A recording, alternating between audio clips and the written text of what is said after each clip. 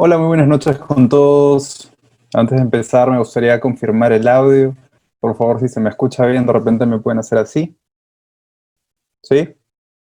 Ok, perfecto. De nuevo, buenas noches. Gracias por su asistencia y bienvenidos a este espacio de conversación propuesto por el CPPL titulado Violencia en el Hogar, la otra pandemia. Mi nombre es Renzo, soy parte del centro y voy a estar a cargo de la plataforma. Me voy a tomar ahora unos minutos antes de empezar para dar ciertas pautas importantes. Primero que nada, todos los micros se van a mantener en silencio, a excepción de nuestros panelistas. Si desean intervenir, saben que pueden levantar la mano de forma virtual. Para esto deben dar clic en el botón Participantes, que es un botón en la parte inferior, y luego en la esquina inferior derecha dar clic en el botón Levantar la mano si es que están usando una laptop o una computadora. Si están usando un celular, pueden dar clic en el botón Más, que son los tres puntitos suspensivos, y luego en el botón Levantar la mano. O también pueden escribirnos sus preguntas, comentarios por el chat general. Vamos a hacer nuestro mayor esfuerzo por responder todas las preguntas, pero como somos varios, yo les pido que intentemos ser breves con nuestras intervenciones. Si no es posible responder a todos, los invito siempre a participar de nuestros siguientes eventos. Bien, ahora quiero introducir a nuestras panelistas. Ellas se van a hacer cargo del espacio de conversación. Son la licenciada Raquel Pachas y Pamela Angulo. Las escuchamos.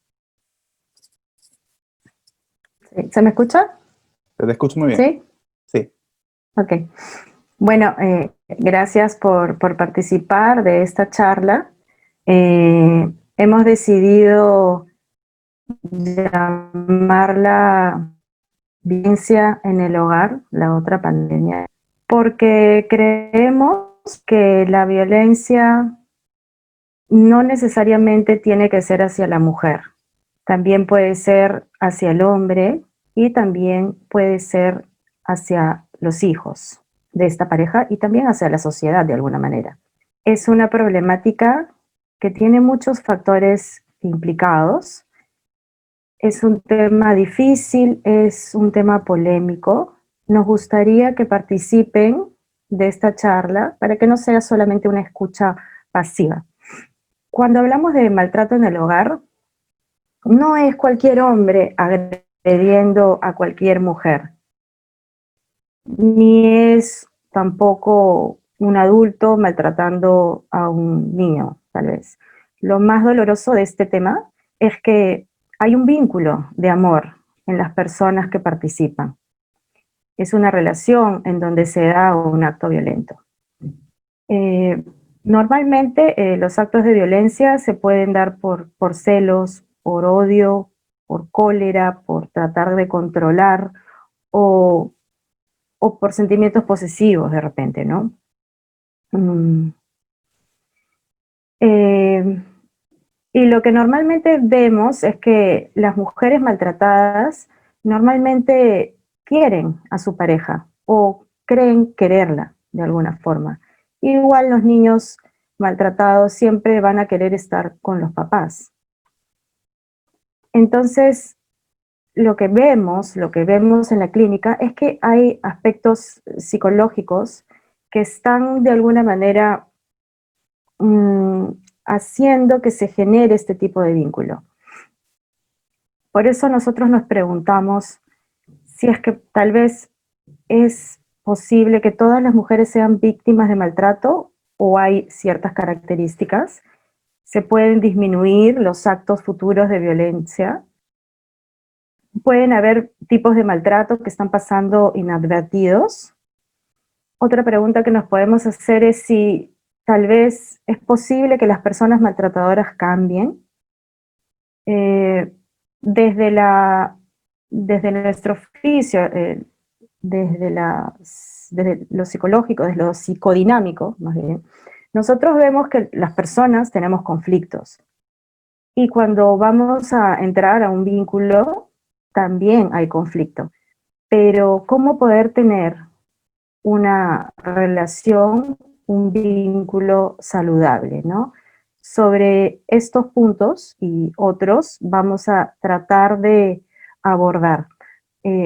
Nuevamente agradezco a todos ustedes y al CPPL por darnos este espacio para poder compartir todos estos temas. Le doy el pase a mi compañera Raquel, por favor. Sí, hola Pamela, Renzo y a todos los presentes y al Centro de Psicoterapia agradecerles, ¿no? A los presentes y están en este momento porque hay un sentimiento que nos une en relación al tema, que es la otra pandemia social, que es la violencia la violencia en general, ¿no? En general, la mujer, el hijo, la familia, inclusive a veces los hombres. Y es un sentimiento de gratificación saber que este espacio lo estamos dedicando para entender, para comprender y también para encontrar las maneras de prevenir este flagelo social que sufrimos día a día. Es un tema de salud pública porque no solamente hace daño a los que son en general víctimas, sino que también tenemos la pérdida de muchos seres queridos de una manera a veces muy trágica, muy dramática. Entonces ya hay un sentimiento común entre todos los que estamos acá, ¿no? Nuestro interés por tener un país y ciudadanos mejores. Ahora, es un tema bastante complejo. Es un tema que tiene sus aristas desde lo social, lo político, desde el derecho penal, digamos, desde las ciencias sociales.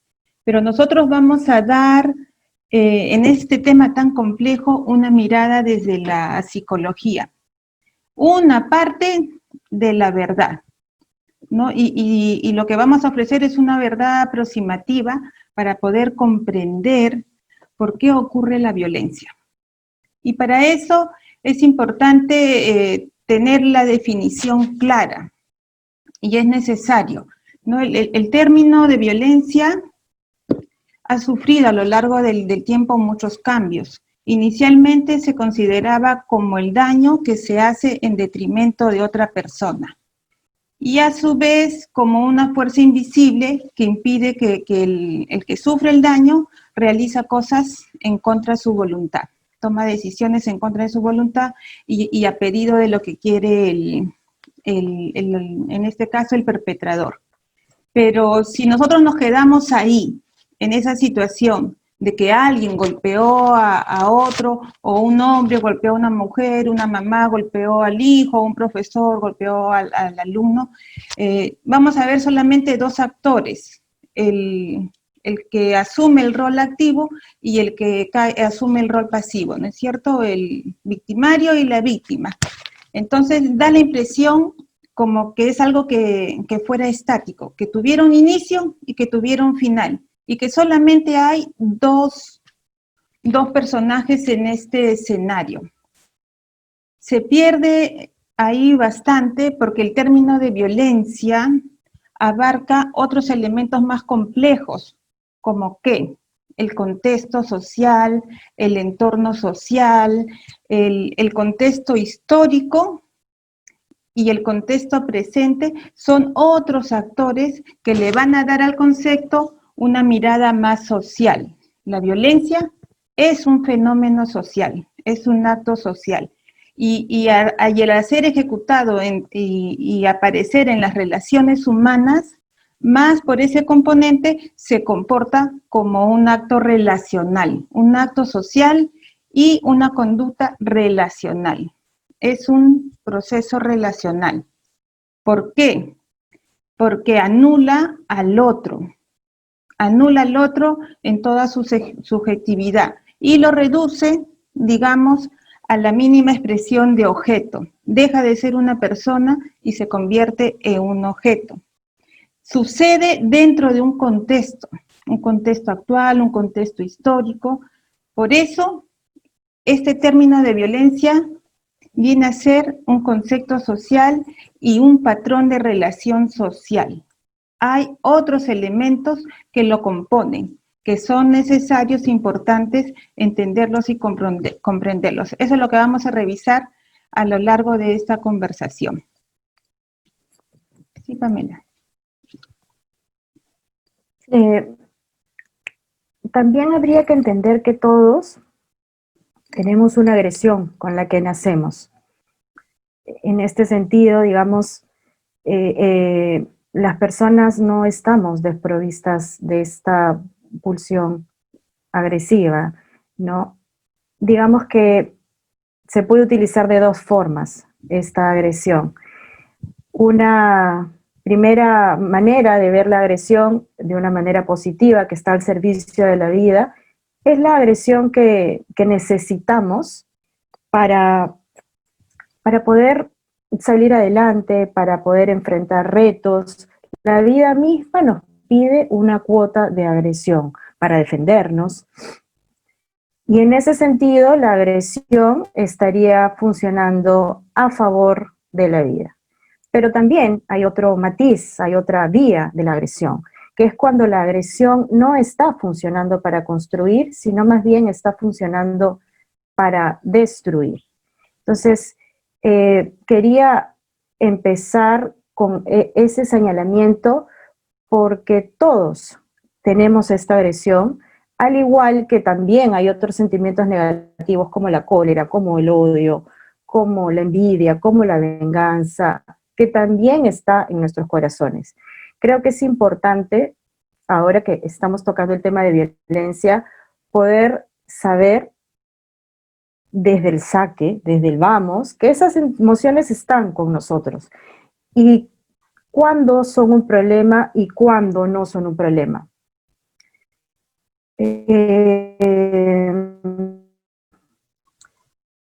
Hay una capacidad que tenemos y es sublimar.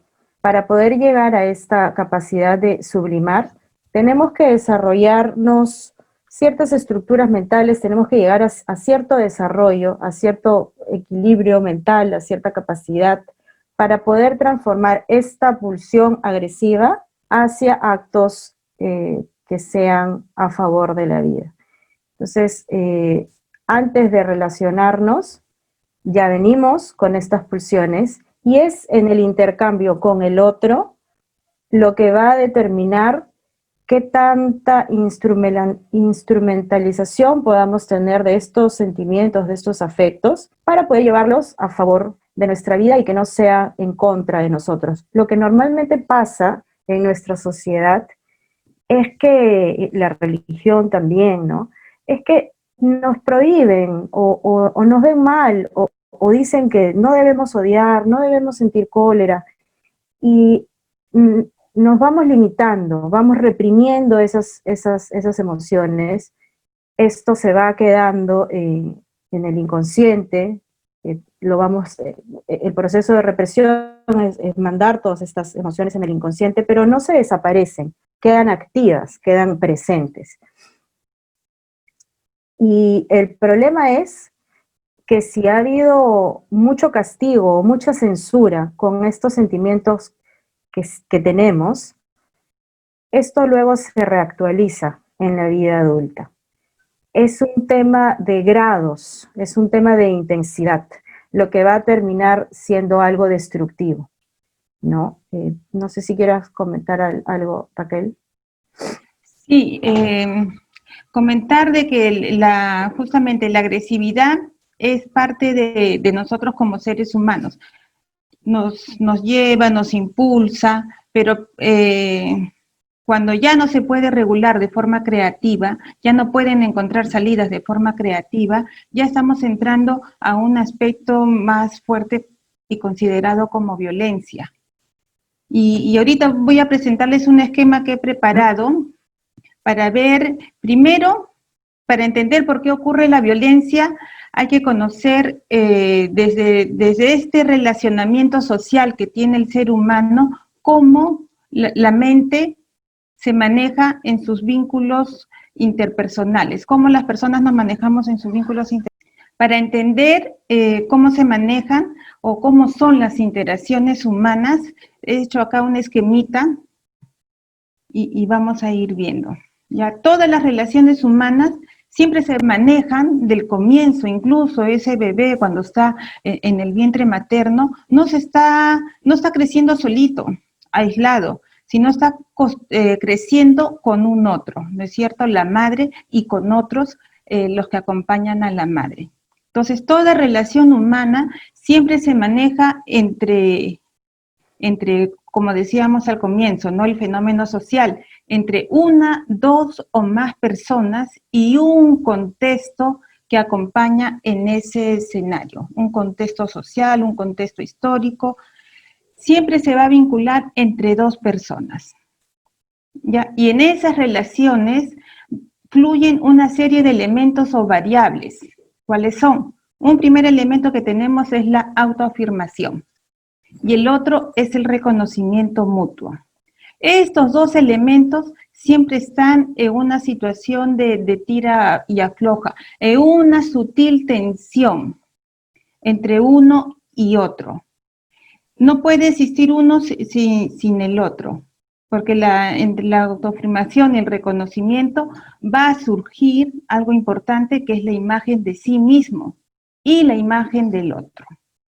Esta frágil o débil dinámica entre la autoafirmación y el reconocimiento siempre va a depender del uno y el otro.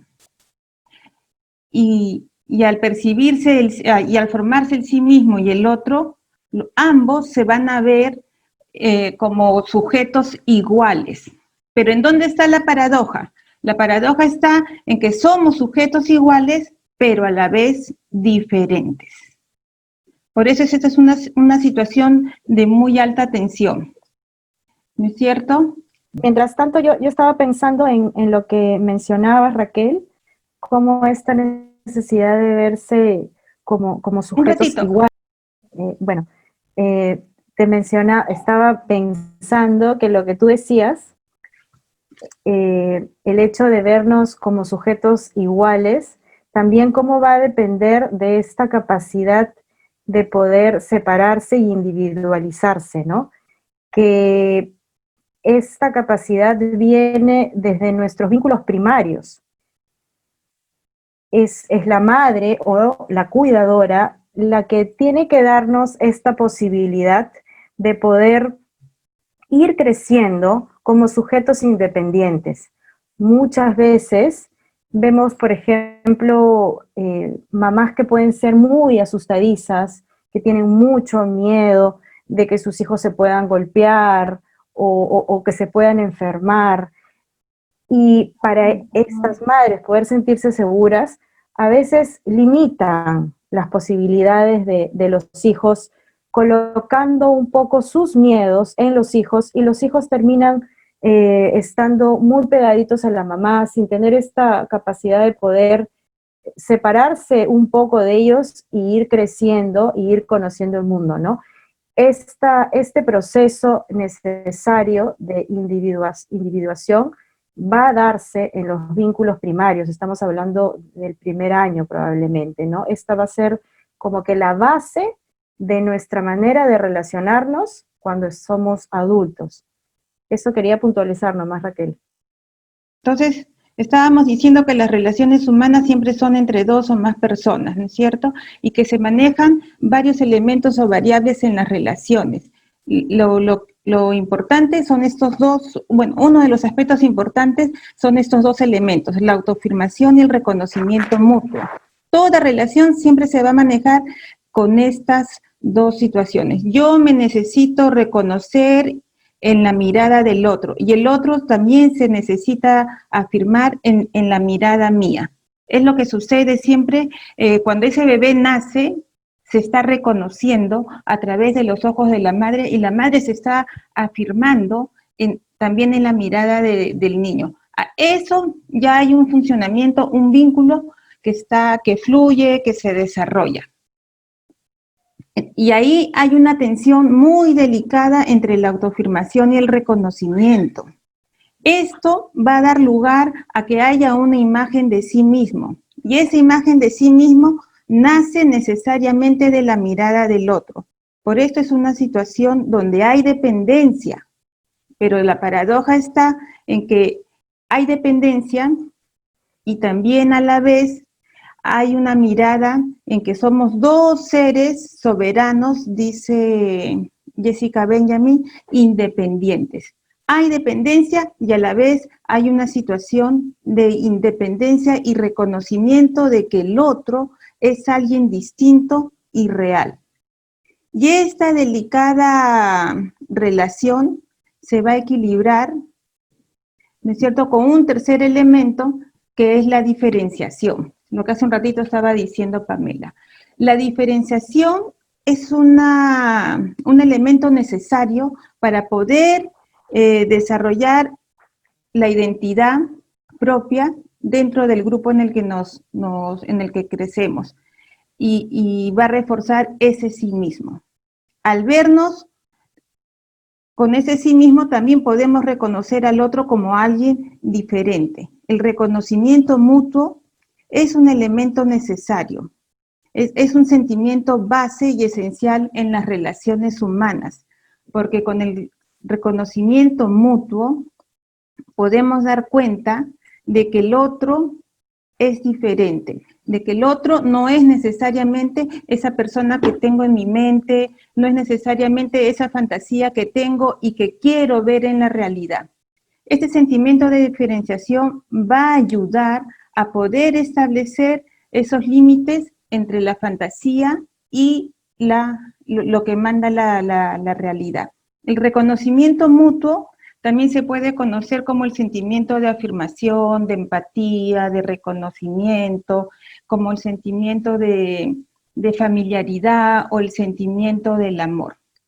Ese reconocimiento mutuo, el poder reconocer el sí mismo como una unidad diferente, pero que me afirmo yo en el otro, es una situación de juego que va y viene. No se puede tener una mirada de sí mismo si no se reconoce al otro como individuo o como un ser igual. No puede haber. Siempre hay esa situación de dependencia. Por otro lado, también da la sensación de que hay pertenencia. ¿No es cierto? Cuando yo me siento afirmado por la otra persona y la otra persona en mí también se reconoce, se genera una situación o un ambiente de conexión y entonación de sentimientos y emociones que son compartidas por las dos personas. ¿No es cierto? Y eso da esa sensación de pertenencia. La paradoja está en que el sentimiento de diferenciación y ese reconocimiento de sí mismo va a hacer entender que a la vez hay independencia. Esa es una situación medio confusa y justamente este reconocimiento mutuo es un elemento que muchas veces se tiende a quebrar por lo frágil que es mantener este equilibrio. Y suele pasar, ¿no? Por ejemplo, cuando nosotros pensamos entre la madre y el niño, hay un sentimiento y un reconocimiento mutuo que puede quebrarse en alguna circunstancia. Generalmente ya ese bebé no es tan querido cuando ya empieza a caminar, cuando ya empieza a tener que controlar el esfínter. Ya hay una situación que va a quebrar esta dinámica de cómo fluyen las interacciones humanas. Cuando hay quiebre, ya se deja de haber reconocimiento por el otro. Y ya las relaciones tampoco se identifican como iguales. Raquel, quería hacer unas acotaciones. Lo que estás explicando nos hace pensar, ¿no? ¿Quién nos da esta imagen del sí mismo? Es la madre, la persona que se hace cargo del bebé. Pero ¿qué pasa, no? Puntualizando un poco para los temas de violencia, ¿qué pasa cuando de repente esta madre tiene algunas dificultades para poder devolverle una imagen de amor, una imagen de cariño, una imagen de ternura a este hijo? Y más bien por el contrario, ya sea porque, no sé, me pongo a pensar de repente una madre que ha tenido ahora, por ejemplo, ¿no? Una madre que ha tenido una madre embarazada que haya tenido una pérdida actualmente y que esté atravesando un duelo y que de repente no pueda devolverle, ni siquiera pueda mirarlo, ¿no? Y lo que le devuelva, sea dolor, sea tristeza, o una madre que no pueda darle justamente esto que es tan necesario para que uno pueda crecer bien, cuando no hay esta imagen de sí mismo, ¿no? Porque lo que vemos luego con las mujeres que tienen algún tipo de maltrato es que tienen una imagen disminuida de ellas mismas, tienen una imagen inclusive hasta de cierta cólera o desprecio de sí mismas, ¿no? Esto quería puntualizar en función de qué importante es esta primera mirada que vamos a recibir cuando somos pequeños, porque finalmente vamos a hacer esa mirada, ¿no? Lo otro también que quería puntualizar, que me parece importante que has mencionado, es la fantasía y la realidad. También vemos que las personas que tienen esta dificultad para tener relaciones saludables evitando la violencia, ponen al mismo nivel la fantasía y la realidad, ¿no?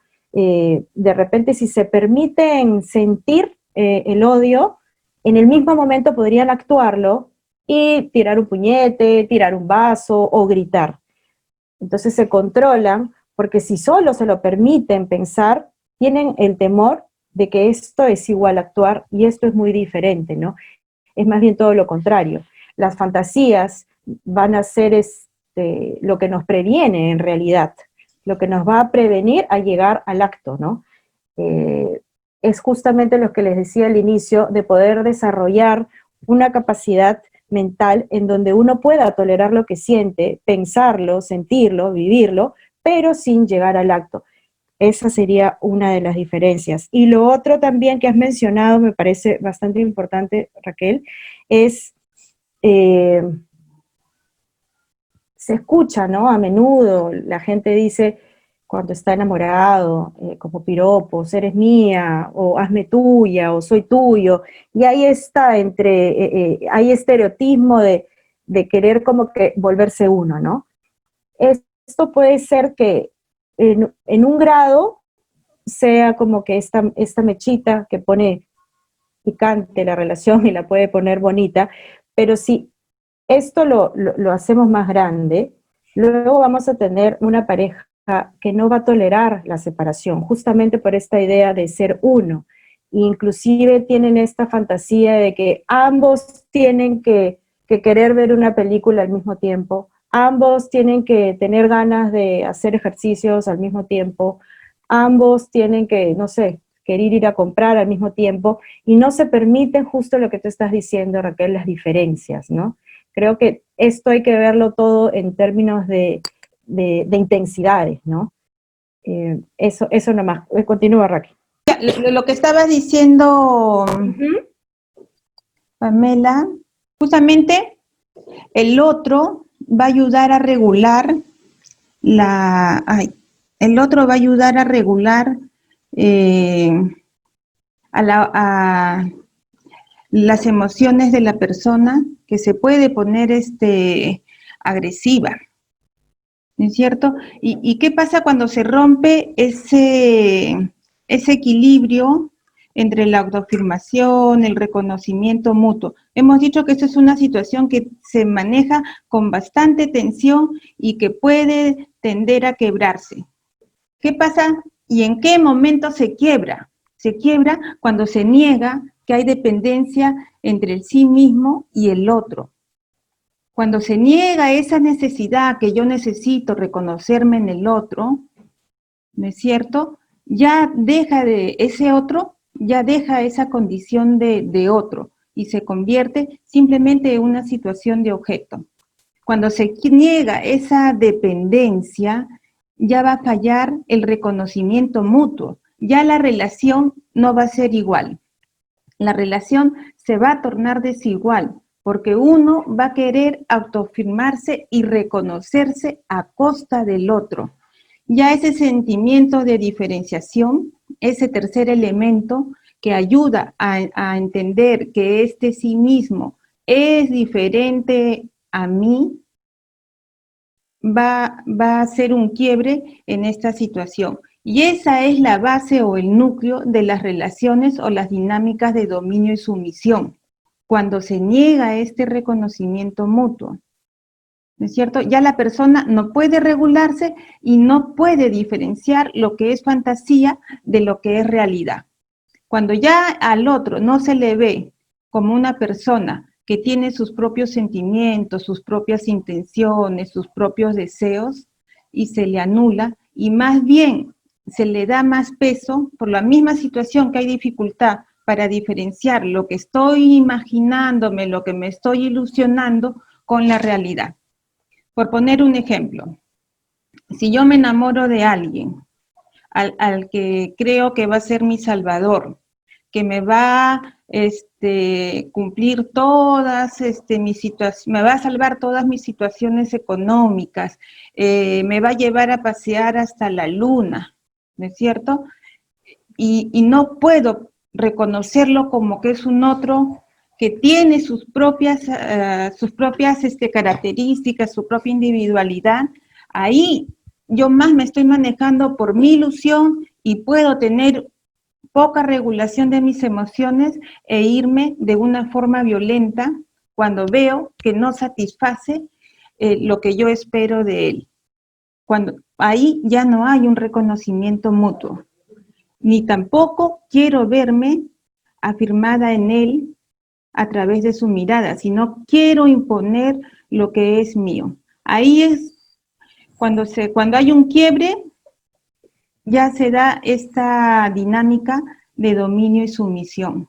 La otra persona no puede regularse. Y cuando hay esa falta de reconocimiento mutuo, ya la relación es desigual. No es como la anterior. En la anterior, este tercer elemento de diferenciación justamente me hace reconocer el sí mismo del otro como un sujeto diferente, con sus propias intenciones, sentimientos, actitudes, toda su situación distinta. Esa es la paradoja de las relaciones saludables, en que podemos compartir situaciones o emociones o sentimientos iguales, pero a la vez somos dos sujetos diferentes. Al ser dos sujetos diferentes, me hace considerar al otro como una persona real, ya no con esa dificultad de pensarlo y sentirlo como yo lo sueño, ¿no es cierto? A mí, por ejemplo, la semana pasada me comentaba una chica, me decía, dentro de una relación de amistad, ella quería a una amiga como la madre que nunca tuvo, como la madre que nunca la pudo proteger. Esta amiga en sus momentos de amistad le decía, sí, yo siempre voy a estar contigo, nunca te voy a fallar. Pero cuando ella la necesitaba ya en cuestiones reales, esta amiga no le respondía. Ella se sentía que había sido hipócrita, que le había engañado, que le había mentido. Seguramente la amiga en el momento que compartieron fue sincera. Lo que pasa que al verse en la realidad, cuando ya le urge tenerla como ella lo fantasea, como la madre ideal, ahí es donde le genera una situación de dolor. Porque no puede diferenciar esa fantasía con la realidad que le ofrece la circunstancia en la experiencia con la amiga. Raquel, ¿qué te parece si de repente, no sé si Renzo ya hay alguna pregunta hasta aquí, ya alguien quiera comentar algo? Sí, solo recordarle a los participantes que pueden levantar la mano de forma virtual, dando clic en el botón participantes, y luego en la esquina inferior derecha en el botón levantar la mano. O también pueden escribir los comentarios en el chat para poder responderlos. Mira, acá hay una pregunta interesante, María Cecilia. Dice, una consulta, dice, pero en ese círculo de violencia, una persona que no se considera violenta, ¿se puede volver más colérica y agresiva? Cuando se quiebra ese flujo de relación, de reconocimiento, de afirmación, y ya se cae en ese núcleo, en esa dinámica de sometimiento y sumisión, ya no hay igualdad, pero sí se pueden alternar los roles. El agresor se puede convertir en víctima y la víctima se puede convertir en agresor, pero esa relación en esa relación jamás va a haber igualdad, pero sí esa variación. Lo que ¿ya? dice Raquel me hace pensar en el discurso común, digamos, jurídico de las personas, le quitan toda la responsabilidad a la víctima, ¿no? Y se entiende, pero lo que nosotros vemos en la clínica es que las personas que han sufrido de algún tipo de maltrato logran darse cuenta que han habido elementos inconscientes que no manejaban, que estaban presentes en esta configuración de relación violenta.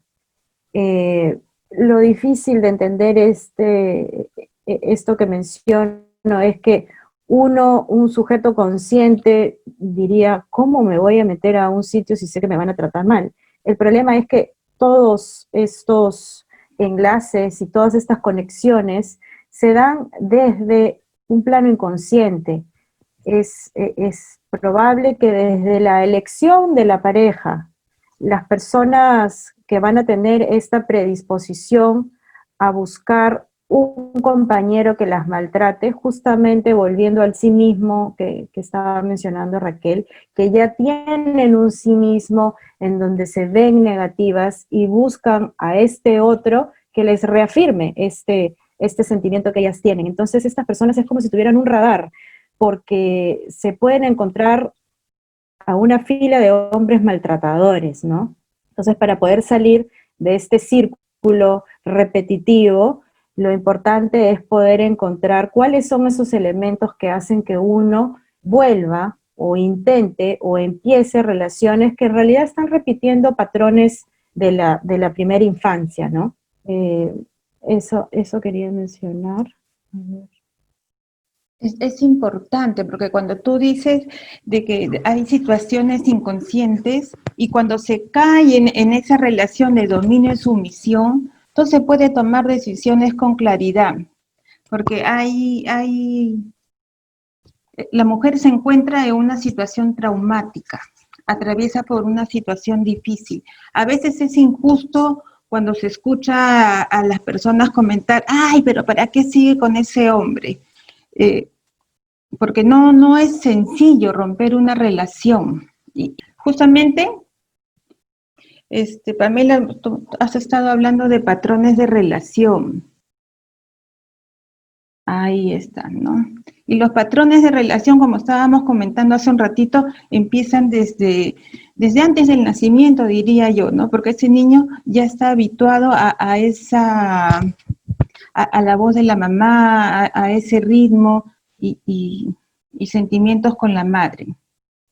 Pensaba en que sí, o sea, definitivamente las personas que van a hacer una relación de maltrato de adultas, lo más probable es que hayan tenido esta misma relación de maltrato en su familia nuclear, ya sea papá, ya sea mamá. ¿Y qué hay que hacer? Compleja la pregunta, ¿no? Porque algo que les hace muy difícil a las personas que vienen con un maltrato y que el maltrato viene de la familia nuclear, lo más difícil para estas personas es poner un límite, porque digamos que una pareja finalmente, si bien es difícil, finalmente tú le dices chau y no lo vuelves a ver. Pero siempre las personas que vienen con maltrato y que son sus familiares los que las maltratan, siempre se cuestionan, pero ¿cómo voy a dejar de ver a mi hermano? ¿Cómo voy a dejar de ver a mi mamá? Si es mi mamá, es mi sangre, ¿no? Eh, igual sea familiar o no sea un familiar, igual uno tiene que reconocer cuál ha sido el rol de maltrato que han mantenido con la mamá, con el papá o con el hermano, y poner los límites y tratar de encontrar cómo este vínculo le está haciendo daño, ¿no? Yo diría que sea familiar o no sea familiar, nadie puede maltratarnos. Eso es lo primero que diría, ¿no? Es muy doloroso salir de una relación de maltrato cuando es un familiar directo, pero igual se puede salir, sin duda. Claro, lo que yo quería comentar, la mente humana se va formando a partir de las experiencias que son repetitivas y constantes. Las experiencias, las vivencias y las emociones con el otro y el contexto que acompaña a esas experiencias. Esa forma repetitiva se va guardando de manera sistemática y ordenada en el cerebro, en la mente, incluso hasta con respuestas y reacciones fisiológicas. Entonces vamos aprendiendo formas de reaccionar, formas de sentir, formas de responder que se van acumulando a lo largo de los años y se van haciendo como patrones repetitivos, inconscientes e incluso automáticos. Entonces vamos en nuestra vida, esos comportamientos que hemos adquirido de pequeños los vamos repitiendo con constancia en situaciones futuras y muchas veces sin darnos cuenta de que estamos repitiendo patrones, ¿no es cierto? Entonces, mucho se va a marcar con las primeras relaciones con nuestros padres, nuestros cuidadores, la mamá, los hermanos, las personas significativas que van ocupando un lugar en nuestra historia. Vamos acumulando y eso nos va a ayudar como guía, como si fuera la computadora que se establece la configuración, así vamos configurando un matriz determinado de relación con el otro. Y en estas relaciones con el otro, desde que somos pequeños con la madre, ¿no es cierto? A partir del otro vamos como hemos visto en el esquema, a tener una imagen de nosotros mismos, una imagen del otro y una imagen de situaciones determinadas. Por eso que a veces tenemos reacciones comunes en situaciones que son parecidas. Ahora, Farbain decía que para un niño lo más importante y urgente en su vida es tener una relación afectiva sólida y segura. ¿Y de qué va a depender la calidad de esa relación? Si el que ha cuidado y el cuidador, si ha proveído de momentos agradables, de experiencias gratas, de experiencias saludables, esa persona a lo largo de su vida va a repetir situaciones muy similares a las tempranas.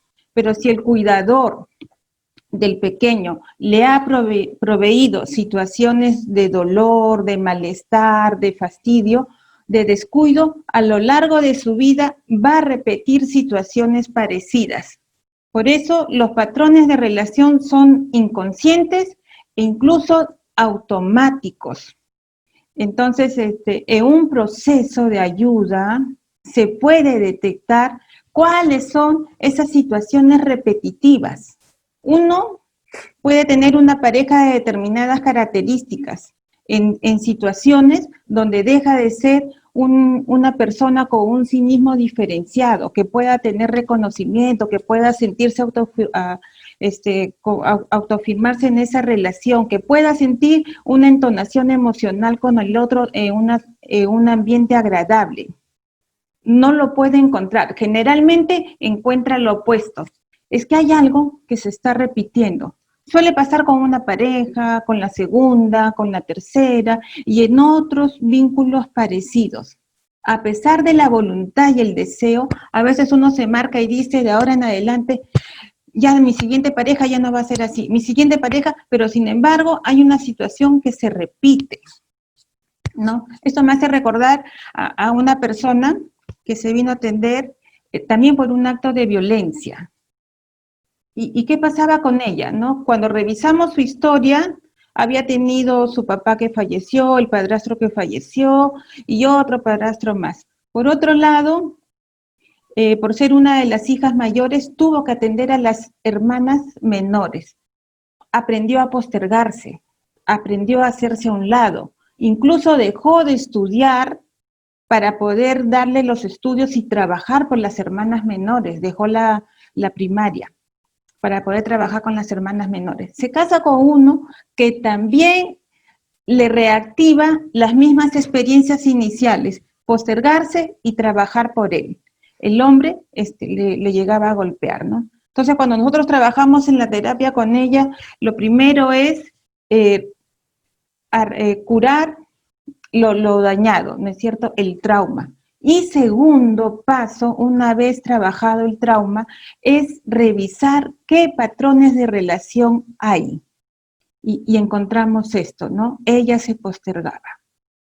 Una situación parecida se repitió, mira, con una persona que no podía tener relaciones amorosas abiertas.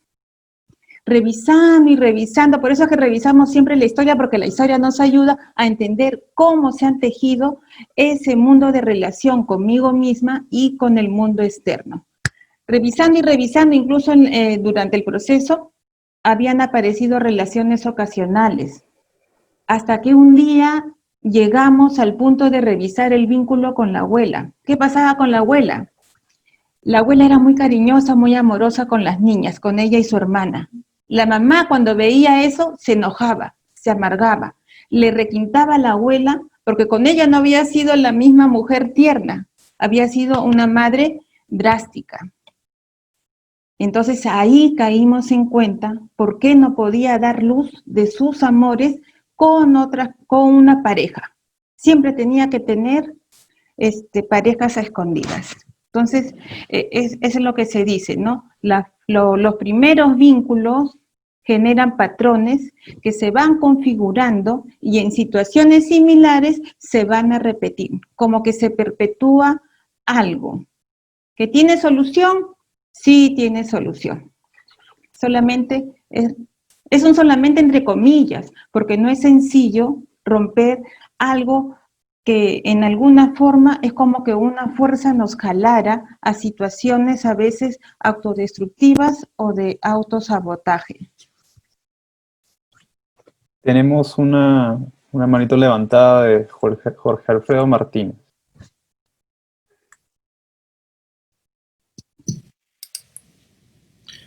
Sí, ¿qué tal? Buenas noches. Sí, tenía una pequeña consulta con respecto, ¿qué pasa cuando llega a consulta una persona que, bueno, hablando de la teoría transgeneracional, pues no también ha sufrido con este tema de la violencia de familia, de familia en familia, pero es la persona ahora que está infligiendo el daño?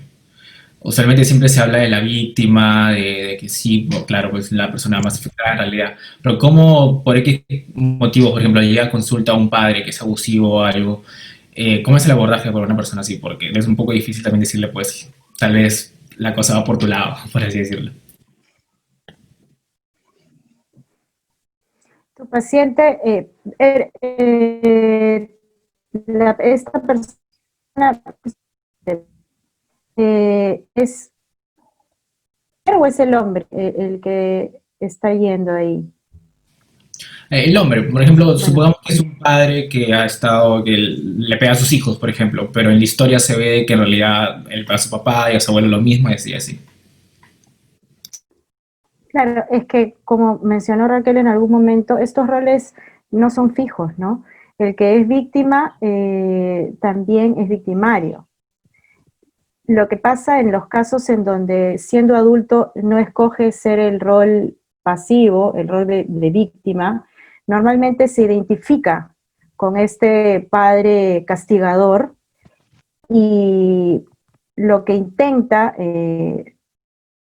reparar, lo que intenta de alguna manera cambiar en la realidad, es el dejar de ser el sujeto pasivo, el dejar de ser el sujeto que recibe los castigos, y al identificarse con el papá, es como que invierte el rol, ¿no? Si bien no es una salida, porque sigue estando en un vínculo de violencia, por lo menos él siente que ahora es él el que pega y no quien le pega. Entonces lo que tú podrías intentar de apuntalar es tratar de mostrarle cómo de repente la situación de sus hijos puede haber sido similar a la situación que él sintió cuando era niño, ¿no? Porque lo que está pasando es simplemente que ahora él se está identificando con el agresor y simplemente está cambiando el rol. Eso es lo que estaría pasando.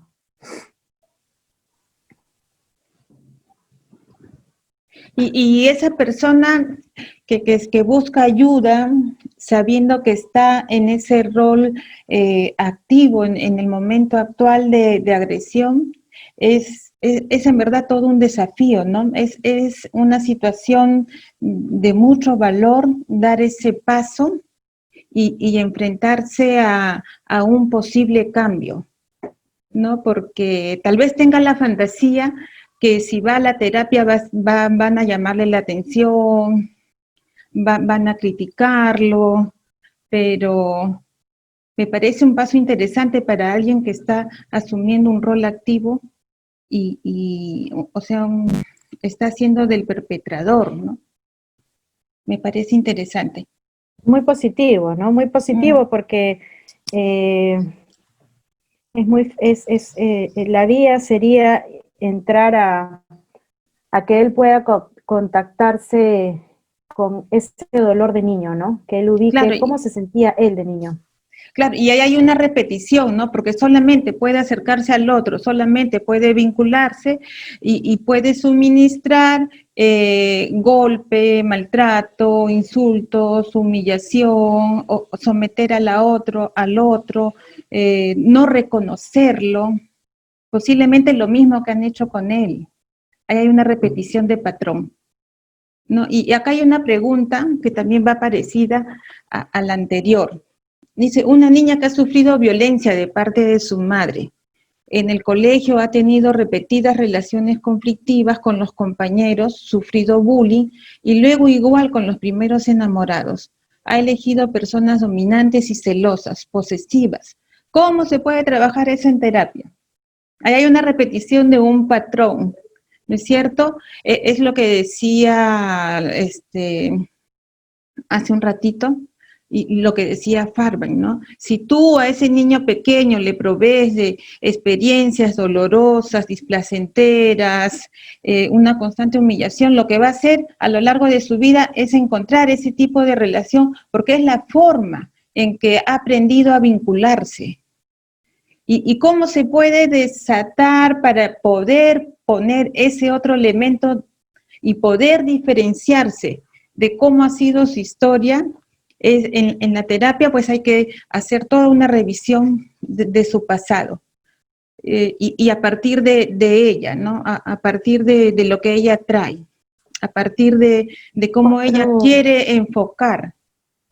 Otro punto importante en esta pregunta de la chica que ha sufrido de bullying, de maltrato, probablemente cuando comenté sobre la agresión que todos tenemos, por alguna razón a ella le quitaron el derecho de expresarla, ¿no? Y cuando a uno lo sancionan, lo hacen sentir mal por expresar alguna reacción, o tener alguna conducta, o decir, o manifestar alguna expresión de agresión, cuando esto es muy sancionado, lo que va a pasar es que la persona lo reprime, y no es que desaparece cuando uno reprime. Lo que está pasando es que esta agresión sigue ahí, solamente que en vez de salir hacia afuera, se queda adentro. Entonces esta chica no solamente recibe un maltrato desde afuera, sino que después, además, ella se vuelve a agredir con autorreproches, con sentimientos de culpa. Entonces lo que habría que hacer también es preguntarle o analizar la naturaleza de esa cólera, que ella pueda sacar la cólera, la agresión hacia afuera, porque se queda adentro y eso es lo que nos destruye. Hay dos maneras de mostrar la violencia. Lo que comúnmente vemos es que los hombres, mayoritariamente los hombres en estos mismos casos, digamos, en una misma familia que no ha podido acoger con cariño, amor, ternura a los hijos, y que por diferentes razones han tenido que sufrir violencia en su casa, con sus familiares, tanto hombre o como mujer, digamos, en un mismo contexto, lo que se suele ver más a menudo es que el hombre va a agredir hacia afuera, va a agredir a la pareja, al objeto de amor que elija, y la mujer va a utilizar su mismo cuerpo va a utilizarse ella misma como objeto de agresión, se va a agredir, y de alguna forma el buscar una pareja que es pegalón, que agrede, lo que está buscando es que el otro se haga cargo de agredirse. Entonces, este es un poco el complemento, ¿no? Entonces, lo que habría que ver en esta chica también es, ¿y dónde está su agresión? ¿Qué pasa con su agresión, no? Y sería un logro que ella pueda expulsar toda esa cólera que, que, que tiene y que la inhabilita de defenderse, ¿no? Porque está ahí como patito de feria, lista para recibir todo tipo de golpes y de maltratos. Tenemos una pregunta de Catherine. Si un niño fue violado, puede ser violento cuando sea grande. Difícil. Es una experiencia O sea, bastante sí dramática. podría ser violento. Sí, es una experiencia bastante dramática. Mira, yo creo que lo primero ahí urge hacerlo atender, porque hay una herida, hay un dolor y hay muchas cosas que van a quedar en el vacío sin poder comprender, ¿no? ¿En qué situación ha sido la violación? ¿Por qué ha estado expuesto a la violación? ¿O por qué lo tienen que quebrar? ¿Quién ha sido la persona y qué puede significar? Yo, antes de pensar en futuro, lo que podría hacer es rescatar a ese muchachito de ese dolor tan dramático, ¿no?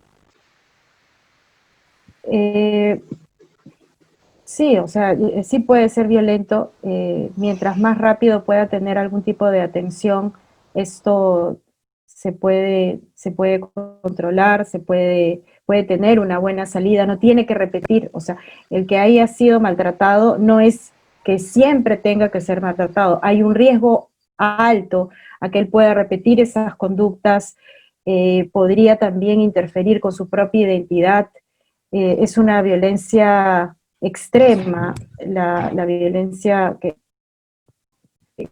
que manifiestan en las violaciones, pero es algo que tendría que ser, como dice Raquel, rápidamente rescatado, ¿no? Y sobre todo, también otra cosa importante, ¿no? Sobre la resiliencia, ¿no? Porque se ven casos de personas que realmente sufren maltratos impensables y que a pesar de estos maltratos impensables logran salir adelante, ¿no?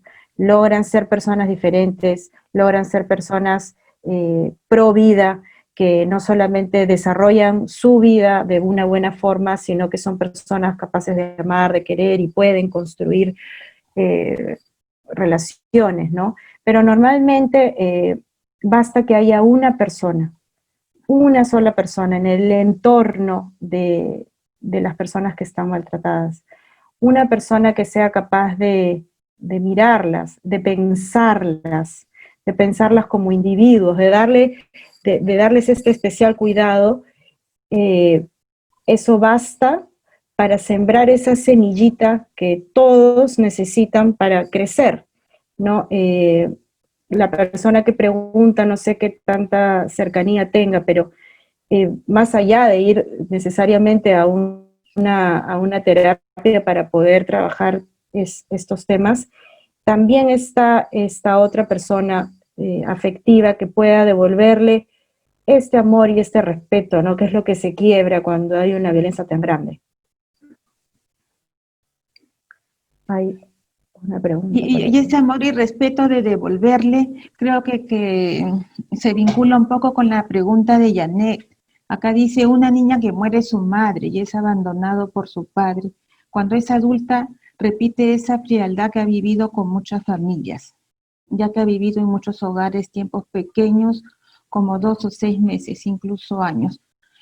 ¿Cómo ayudarla, no? Una persona que no ha podido tener estabilidad, que no ha podido tener la constancia del cariño, el afecto, el cuidado.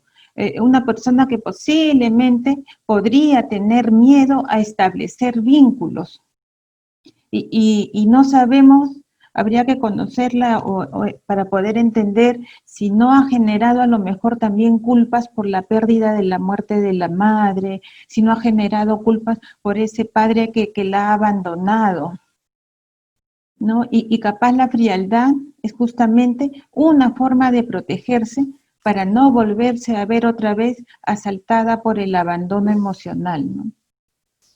Claro, también hay que pensar que estos mecanismos de defensa son necesarios, ¿no? Son necesarios porque nos protegen de alguna forma de poder continuar. Las personas cuando han vivido de esta forma, en realidad lo que hacen es sobrevivir, no, nada más que eso, ¿no? Es cuando pueden tener el acceso a una terapia que los ayude, que los acompañe y que los ayude a poder generar este vínculo de confianza, cuando tengan este soporte emocional, cuando hayan crecido un poquito, van a poder en su momento dejar de lado de repente un mecanismo evitativo, por ejemplo, de relacionarse, porque van a tener otros recursos para poder generar un vínculo, ¿no? Pero mientras no lo tengan, tampoco hay que juzgar, ¿no? Tampoco hay que decir, sí, tú tienes que relacionarte, o sea, un ratito, ¿no? O sea, no puede, y si así se siente tranquilo, también hay que respetar eso, ¿no? Es la posibilidad de avanzar en una relación tiene que ver con nuestras capacidades, ¿no? Entonces, a veces no están, ¿no? Entonces, sí es necesario, si ha habido una experiencia traumática, eh, hacer una terapia, porque el problema es que, como les estamos diciendo, el tema es que hay traumas inconscientes, hay cosas que uno no puede develar simplemente conversando con una amiga, conversando con su mamá. Hay cosas que se tienen que trabajar justamente en un vínculo de confianza. Si no hay un vínculo de confianza, no puede crecer la persona, porque es un poco lo que le ha faltado, ¿no? Uno no crece solo, uno no lee un libro de autoayuda y se cura. Puede llegar que le puede tener ciertas estrategias, pero este desarrollo emocional sí o sí es a través de un vínculo. No lo van a poder hacer solos. Es necesario entender eso, ¿no? A ver.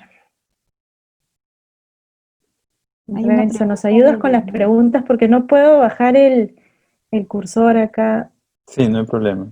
Porfa, hay varias, pero no las... Tenemos una mano levantada también, de Sonia Ramos. Yo quería formular una pregunta, más que nada es una duda.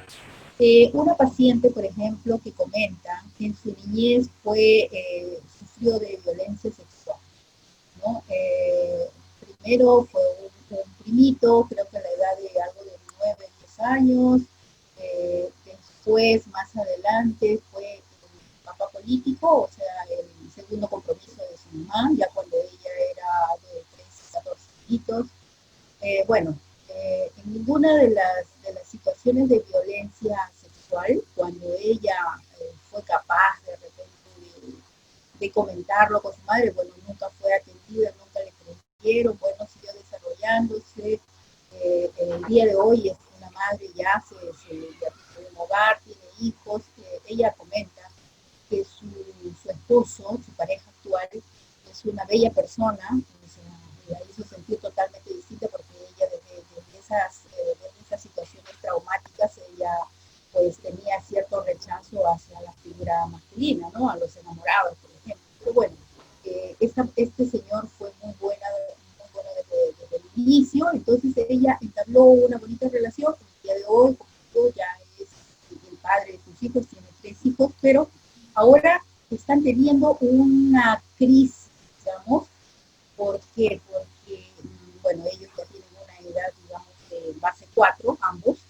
Ella me comenta de que no puede tener un encuentro amoroso de manera normal con el esposo. jóvenes, por ejemplo, ella fingía, hacía cosas, qué sé yo, pero dentro de ella había algo que rechazaba y que el día de hoy ya no lo puede seguir ocultando. Entonces, ella le da la espalda al esposo, no quiere, y por esto surgen los problemas. Ahora él piensa de que es por la presencia de otro varón, ¿no? O sea, como que ella tiene otra pareja y el tema de infidelidad, cosa que no es. Pero ella tiene miedo a contar esta historia terrible, ¿no? Que vivió de pequeña, digamos, ¿no? En su tiempo de adolescencia. ¿Cómo trabajar con esa persona? Porque, no sé, Claro. Lo que cuenta Sonia es bastante común, ¿no? Mira, mientras hablabas pensaba en dos tipos de violaciones. Una violación en donde tú vayas al trabajo, bajas de tu micro, te atrapan dos tipos que no conoces, te violaron. Versus la violación de un padre al cual quieres, con el cual pasas mucho tiempo, el cual necesitas, que hay muchos sentimientos de ternura, de cariño, de amor, y que ahora también se van a mezclar con sentimientos eróticos. Entonces, en las personas hay una confusión terrible y una culpa, por eso se quedan muchas veces calladas, porque es diferente. No sé si se dan cuenta de la diferencia de si nos van a abusar sexualmente, si es alguien de la familia con el cual uno tiene un vínculo, hay un cariño. El hecho de que te violen y que te agreda un familiar no te va a quitar el cariño que tú tienes hacia esa persona.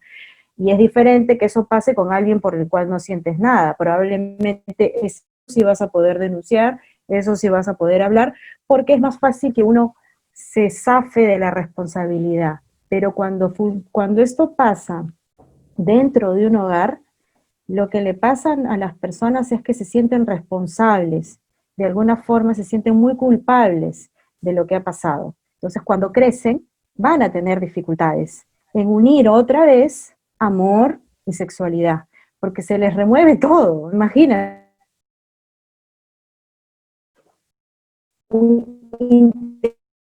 Entonces ella lo que ha tenido que hacer probablemente toda su vida, separar afecto y separar sexualidad. Probablemente si no hay afecto puede ser que funcione bien sexualmente, pero si juntamos las dos cosas, afecto y sexualidad, se le cruza todo el conflicto emocional que ella puede haber tenido con los personajes de su familia.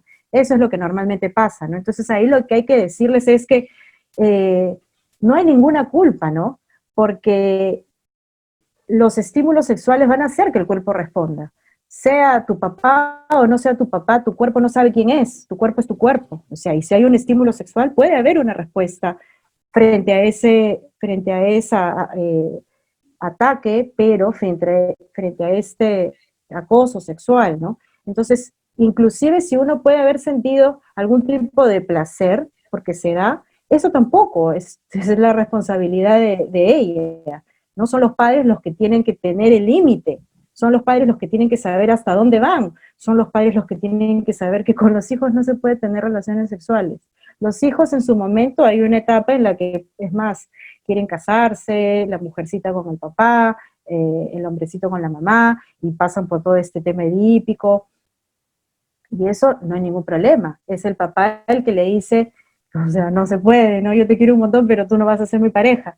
Y si no se da de esa forma, ella no tendría por qué sentir culpa, y hay que explicar eso, que no hay por qué sentir culpa, ¿no? Y lo que está pasando es esto, ¿no? Que se disocia, que separa afecto de sexualidad, porque si se integra, la culpa la puede angustiar tremendamente, ¿no?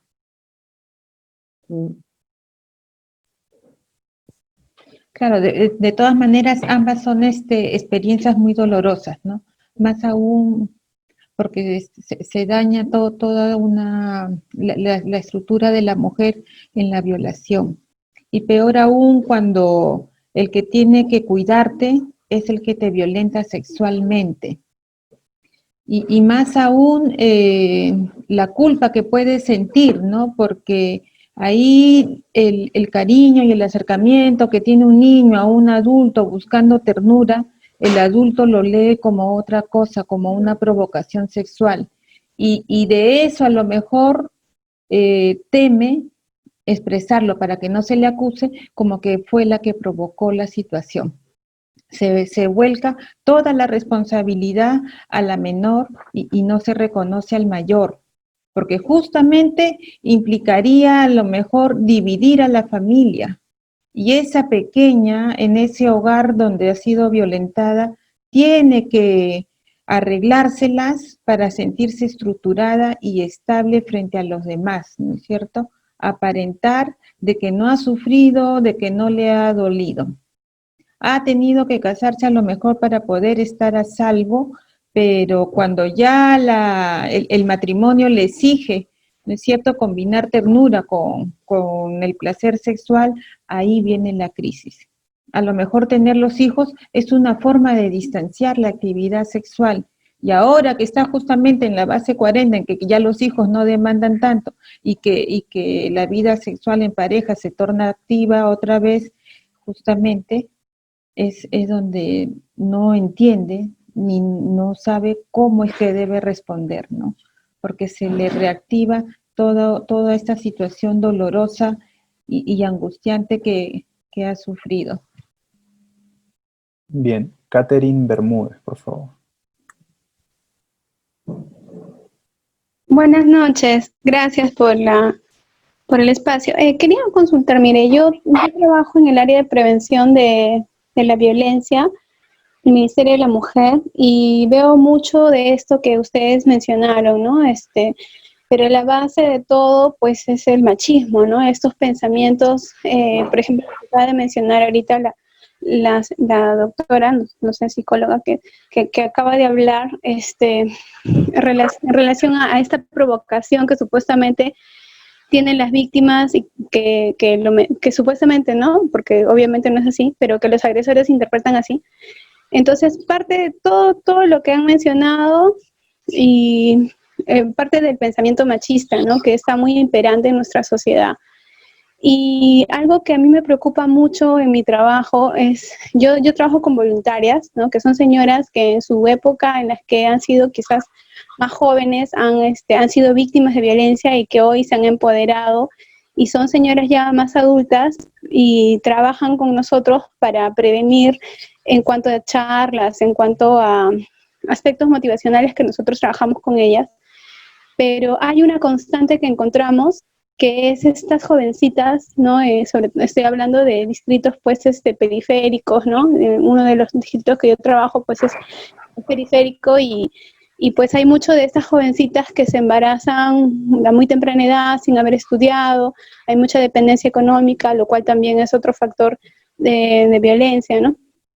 Entonces, lo que nos preocupa mucho y constantemente estamos replanteando es que a estas charlas que nosotros damos, a estas capacitaciones, actividades que hacemos, generalmente van o asisten personas que ya han vivido y han sufrido violencia.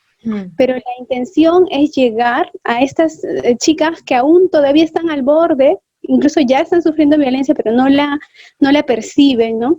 Y entonces la pregunta va por ahí, ¿no? Yo quisiera de repente del lado psicoanalítico, quizá como una herramienta, ¿no? ¿Qué podría hacer yo? Yo soy psicóloga, yo no tengo formación psicoanalítica, pero me gustaría más o menos, en base a lo que ustedes han mencionado, esto del antecedente, ¿no?, de la formación personal que cada una, quizá si hacemos un común denominador, tienen la misma base, ¿no?, la poca formación, ¿no?, la vida también de violencia que también ellas han sufrido, ¿no? ¿Cómo poder llegar a ellas a través del área preventiva? Va por ahí mi pregunta. Qué buena pregunta, Catherine, y qué positiva, ¿no? Que claro, es triste, ¿no? Cuando uno ya tiene que trabajar con personas que ya pasaron traumas, que ya han tenido relaciones que no han sido saludables, y parte de la prevención es justo la población que tú mencionas, ¿no? Justo la adolescencia. a nivel, digamos, en el nivel que tú estás, yo creo que el poder darles información por ejemplo, este tipo de información que nosotros estamos brindando, de cómo funciona una persona, cómo son las emociones, los sentimientos, poder mostrarles cómo se repiten los patrones, también empezar a cuestionarse esto que has mencionado del machismo, ¿no? Porque, claro, el machismo, algunos podrían pensar que es solamente problema de hombres, pero no es así, ¿no? Porque el machismo también lo crean las mujeres, ¿no? En conversaciones de mujeres, digamos que el macho que se va a elegir es el que tenga un mejor trabajo, probablemente, el que tenga una situación económica buena, va a ser el que aparente tener más fuerza, va a ser el que aparente tener más estatus. Entonces, esas son las características que normalmente grupos de mujeres comentan y dicen sí, ¿no? Inclusive se hacen hasta bromas, ¿no? Entonces, la sociedad en su conjunto, tanto hombres como mujeres, de alguna forma están siguiendo estos patrones, un poco la herencia del capitalismo, ¿no? En donde hay una jerarquía de poder. Entonces es empezar a pensar, ahora que hay todo un cambio, hay un cambio muy grande en las mujeres, ¿no? Las mujeres ya no quieren quedarse en su casa, las mujeres quieren trabajar, las mujeres ahora ya no quieren tener hijos, esperan que sigan pasando los años porque prefieren desarrollarse profesionalmente, y eso es muy positivo. La mujer está cambiando, los roles de la mujer están cambiando, pero también tendría que cambiar los roles del hombre, ¿no? De repente también darle la posibilidad a los hombres de que no tienen que estar demostrando todo el tiempo su virilidad, ¿no? Hay también todo un drama en los hombres, no sé si decirlo de esa forma, pero para los hombres tampoco les es muy fácil, ¿no? Tener que estar cumpliendo con las expectativas de qué significa ser hombre, ¿no? Entonces, que tú puedas lograr juntar adolescentes, hombres y mujeres, y que se empiecen a cuestionar, ¿no? Cómo es una relación, qué es el amor, qué significa estos términos de ser posesivo, no ser posesivo, hablar, ¿no? Poder introducir conceptos, introducir información y permitir que haya un diálogo, que haya una versión entre hombres y mujeres y que empiecen a plantearse si realmente estos mandatos que a veces la sociedad nos da son buenos, son útiles, nos hacen felices, es lo que queremos, ¿no? Yo te diría que hagas bastantes trabajos de ese tipo, ¿no? Y sobre todo plantearles esta posibilidad de que estos patrones se cambian. Estos patrones con un trabajo adecuado cambian, ¿no? Eso es lo que yo te podría decir, Catherine.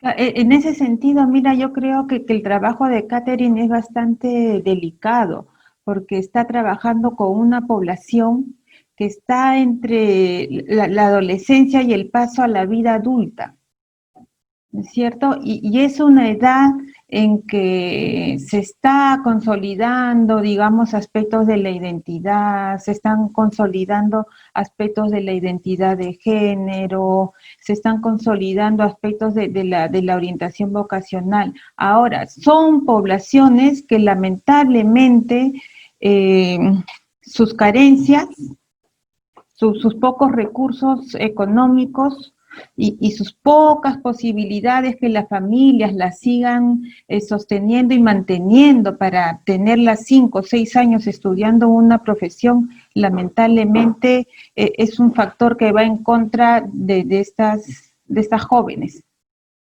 Hace que la tarea se torne mucho más difícil. Ahí lo que hay que aprovechar en esos sectores donde hay mucha carencia económica, creo que hay que reforzar a la comunidad para que pueda detectar a muchachitas o muchachitos en riesgo de caer en estas situaciones de maltrato, de dominio, de sumisión, a muchachitas que puedan estar en riesgo de tener embarazos precoces. Los centros de salud tienen todo un programa muy interesante en el servicio de obstetricia que trabajan con jóvenes adolescentes para la prevención de embarazos. Tal vez trabajar, como se dice en el Estado, con los socios estratégicos. Y a nivel comunitario, ¿qué posibilidades pueden ofrecer a esas jovencitas antes de que estén pensando, ya que la familia no las puede sostener 5 o 6 años de estudio, cómo la comunidad podría reemplazar ese rol de sostenimiento, contención al adolescente y ofrecerle salidas? Creo que porque si no, nuestro trabajo solamente va a quedar en charlas. Y las charlas a veces pueden alejarse un poquito de una realidad un tanto cruda de estas jovencitas. Eso es lo que yo te podría sugerir, Catherine. Tenemos algunas preguntas en el chat. Nos ponen, Ujú. qué interesante lo que han mencionado con respecto a niñas violadas por sus familiares. ¿Cómo pueden lograr unificar amor y sexualidad? ¿Cómo se aborda ese trauma? Bueno, ese es todo un trabajo ya terapéutico, ¿no? No hay varias cosas, ¿no? O sea, difícil pregunta para poder responderla, eh, responderla de una manera así abierta, pero es un poco ir profundizando, ¿no? El trabajo de una terapia psicodinámica va un poco como si fuera el hilo de una madeja, jalando todas las ideas, todos los conceptos que uno ha ido asociando, ¿no? Y es un poco ir descubriendo qué cosas ha asociado la persona, en qué momento empieza a tener como que un guión de vida y empezar poco a poco a ir descubriendo por qué junta las cosas, por qué piensa las cosas. En el vínculo que se va creando van saliendo también material inconsciente en donde uno empieza a mostrar cómo se ha ido armando una personalidad, cómo se ha ido armando una estructura. Y lo que se va haciendo es un trabajo de profundidad en donde se hace lo inverso, ¿no? Se va desarmando a la medida que el paciente va trayendo el material que le aflige, uno va viendo, ¿y qué fue esto, no? ¿Y qué pasó con esto? Y poco a poco se va destejiendo un poco el enlace uno ya y que hace que uno tenga una respuesta y una reacción en la vida adulta, ¿no? Es un trabajo que no es profundo, toma cierto tiempo, porque estas asociaciones, estos enlaces están unidos a etapas muy antiguas, ¿no? Muy del pasado. Más o menos es así como se va trabajando. Y en ese sentido sí es todo un trabajo delicado, ¿no? Un trabajo delicado y, y todo un desafío para la persona que acepta y busca una ayuda profesional, porque es tomar la actitud y el desafío está en dar cara y atravesar el dolor para poder destejer toda esa situación dolorosa, valga la redundancia, toda esa situación que ha afectado la imagen de sí misma, que ha afectado ese vínculo consigo misma y hacia afuera, ¿no? Con los otros. Es dar la cara, un proceso terapéutico va a significar eso, incluso a la necesidad de revivir situaciones porque hay que revisarlas, repasarlas, hasta poder llegar al punto de poder quitárselas de encima y pasar a ese proceso que vimos en los esquemas, ¿no? Empezar a diferenciarse y poder encontrar su propia identidad, su propio lugar, su propia autodeterminación, ¿no? Autoafirmación. Es verdad lo que dices, hay momentos dolorosos en el proceso, pero también esta sensación de ir descubriendo o ir develando lo que uno por qué se siente de determinada manera y qué estaba asociado detrás de ese sentimiento, también hay una gran sensación de alivio, ¿no? Es como que uno poco a poco ha vivido cargando una mochila con piedras enormes y que de repente vamos sacando una piedra, la vamos mirando y vamos diciendo, no, esta piedra, no, la verdad no me sirve. Y uno poco a poco va sacándose los problemas de encima, ¿no? Hay momentos que sí pueden ser dolorosos, pero también hay una gran satisfacción de alivio, ¿no? Yo diría que al principio, yo creo que lo primero que se siente es que uno va como que va quitándose peso de encima, ¿no?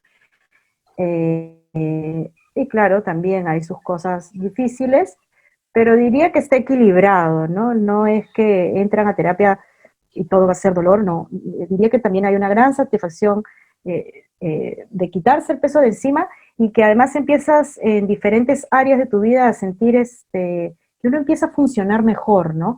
Los pacientes dicen, mira, la verdad no sé qué ha pasado, no sé qué, pero como que me voy sintiendo mejor, ¿no? No logran darse cuenta, pero empieza a haber una mejora, o al menos una sensación de alivio. Inclusive nosotros cuando trabajamos les decimos, ¿no? Porque hay gente que dice, no, ya me siento muy bien, ya, la verdad que vine, muchas gracias, ya no necesito más. Y les decimos, no, o sea, sí necesitas más, porque lo que tenemos que resolver son cosas de fondo. El primer impacto, yo diría que la sensación es bastante alivio, ¿no? Imagínense a alguien que nunca ha sido mirado, nunca ha sido escuchado, nunca ha sido pensado, nunca ha sido tal vez hasta querido, y viene donde alguien en donde esta persona, el terapeuta, le da solo la oportunidad de poder ser el protagonista, ya va a ser algo que no ha podido experimentar en su vida. Eso ya es muy gratificante, ¿no? Esto me hace recordar a una chica con la que trabajé, que cuando llegaba a su casa, sus hermanas le preguntaban, ¿no? Se le acercaban corriendo a preguntarle, ¿qué haces? ¿Qué haces? ¿Qué te dice la psicóloga? ¿Qué haces? Porque la notaban que era diferente, que era otra, ¿no? Que su forma de relacionarse y la forma de sentirse consigo misma había cambiado.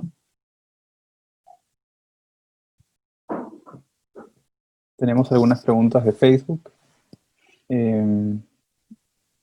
Stephanie nos dice, para mí esta cuarentena ha sido muy inestable. Yo pienso que el rol de la mujer debe cambiar.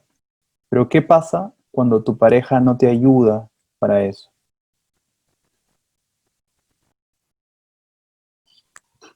Renzo, perdóname, tuve yo una interferencia con mi señal y no escuché bien la pregunta. ¿Qué pasa?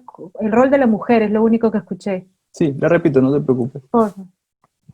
Para mí esta cuarentena ha sido muy inestable. Yo pienso que el rol de la mujer debe cambiar. Pero ¿qué pasa cuando tu pareja no te ayuda para eso?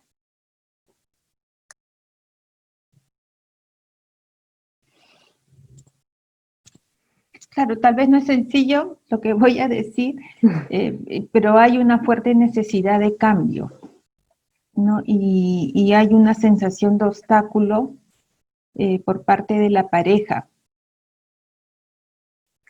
Y lo que a mí se me viene a la mente es que estas ganas que cuando uno quiere, cuando uno ama, y cuando uno también se da cuenta que las cosas no están funcionando bien, cuando de repente uno ya es la persona que está haciendo esta pregunta probablemente está identificando que algo no está bien, no está conforme con los roles y con lo que le está tocando, y ella quiere un cambio, ella quiere buscar este proceso más saludable y quiere hacer un cambio.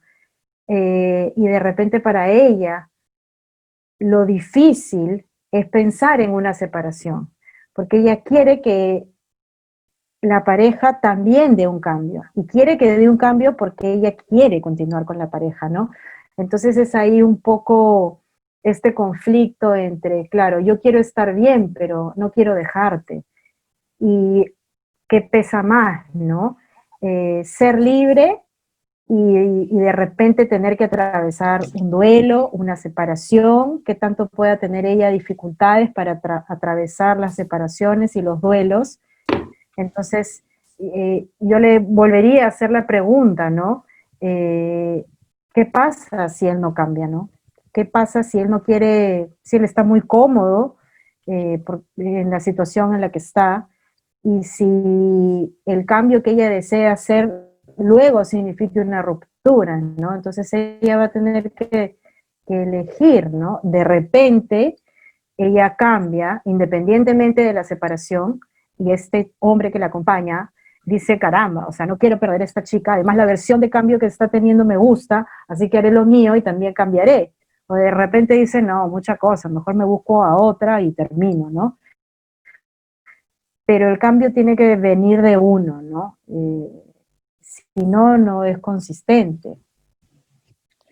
Pero estábamos comentando también durante la exposición que no es fácil la tarea de separarse, ¿no? A veces el hecho de que una misma cambie puede sentir el riesgo y el peligro de ser abandonada, de dejar de ser querida, dejar de ser amada.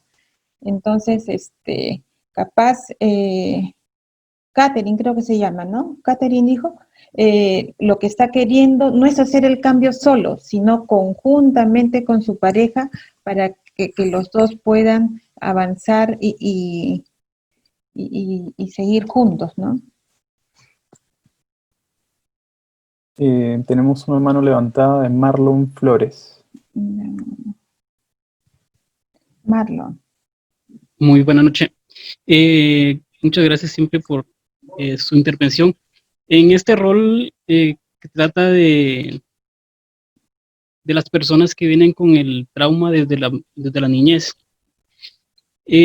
Cuando hay violencia, como decía la pregunta anterior, tiene que ver con el rol del padre o de la madre con ambos. Y si hay uno que quiere cambiar y el otro no cambia, puede llegar el punto en el que uno de los dos deje a la pareja al existir un cambio en su persona.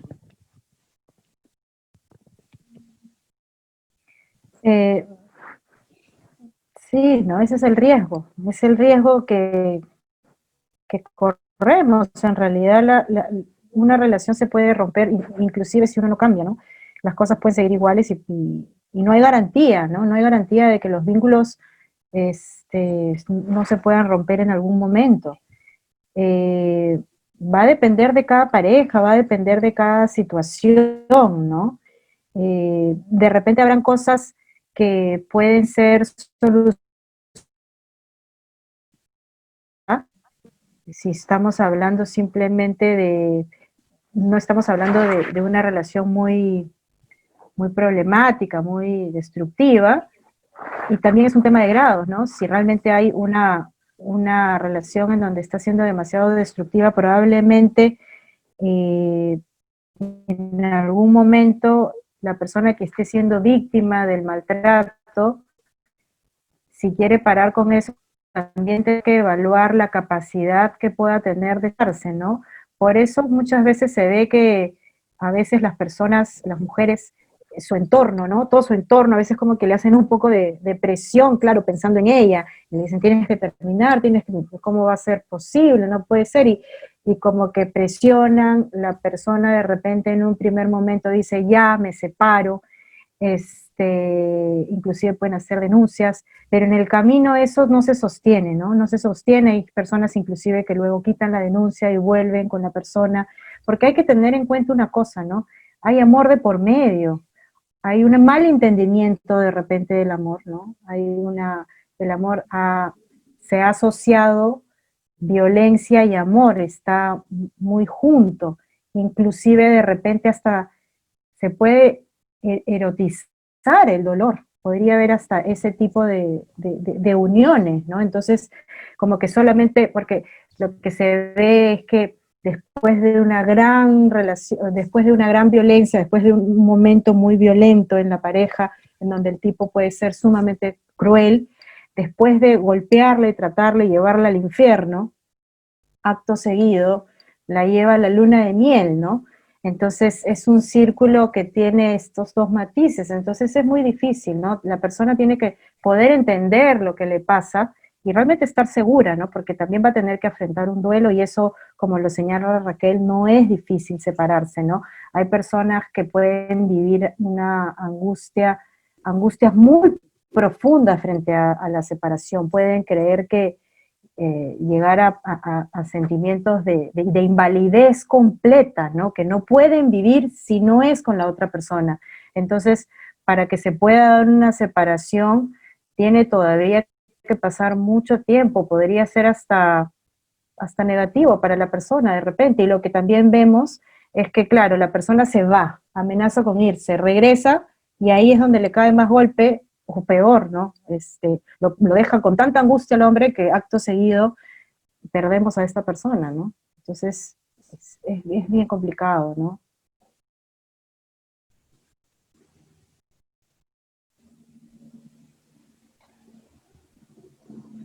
Acá hay una pregunta de Julia Cayo. Dice la autoafirmación y el reconocimiento mutuo. Yo pregunto, ¿la empatía y la vulnerabilidad están incluidas aquí? Sí. El reconocimiento también se conoce como empatía, como aceptación, un estar con o el sentimiento de amor. Y la vulnerabilidad es precisamente esa tensión frágil que hay entre el reconocimiento y la autoafirmación, ¿no? Ese tira y afloja, esa tensión y ese equilibrio que puede quebrarse en cualquier situación, ¿no? Cuando no aparece el otro elemento de la diferenciación que va a dar lugar al sí mismo y ese sí mismo reconocido en el otro. O sea, de por sí, claro, de por sí la dinámica es ya entre comillas, vulnerable, ¿no? Lo que dices, Raquel, me hace pensar en la diferencia entre empatía, que es esta capacidad de poder un poco ponerse en el lugar de otro, darse cuenta qué quiere, qué le gustaría, y yéndonos, eso sería saludable, y yéndonos al extremo opuesto, en donde una persona, desde que nace, no le permiten reconocer su deseo, y que de alguna manera le imponen el deseo del otro. Y tenemos personas que no reconocen su deseo y viven a través del deseo del otro, ¿no? Siguen el mandato del otro.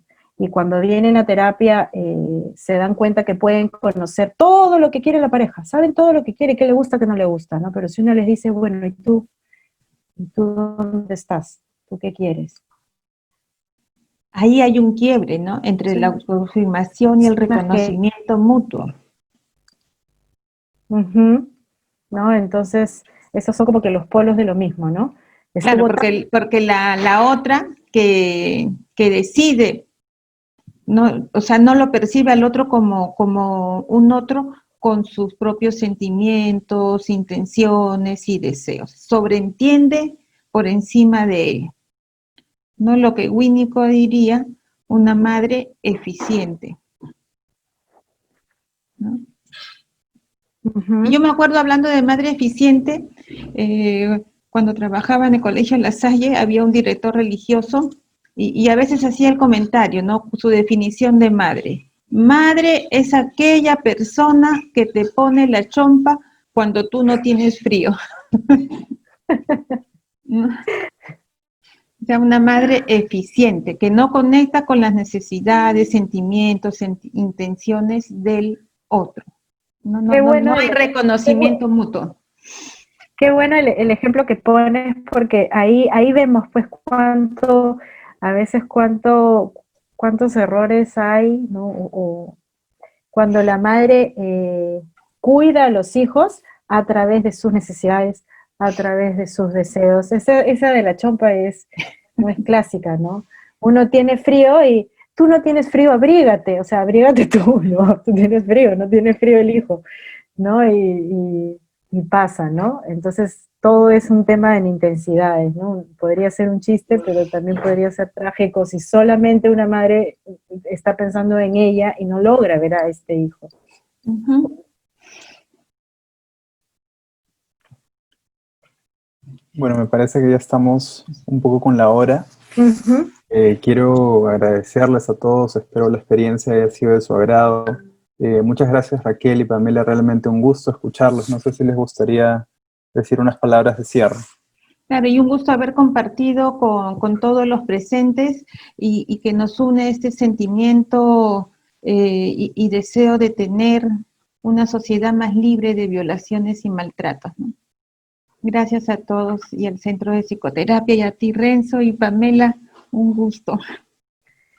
Sí, ha sido realmente un gusto estar aquí compartiendo con todos ustedes, hablando de todos estos temas. Creo que es muy positivo poder tener estos espacios para poder tener claridad, para poder entender cómo funcionamos, cómo somos, no juzgar, no criticar, entendernos, tolerancia, es lo que necesitamos, ¿no? Más que castigar, tratar de entender, de curar, prevenir, ¿no? Lo que dijo Catherine, prevenir, ¿no? No esperar que el problema se dé, ¿no? Y nada, empezar a cuestionarnos. Esto creo que tiene que ser continuo, ¿no? Para que puedan verse en un momento cambios.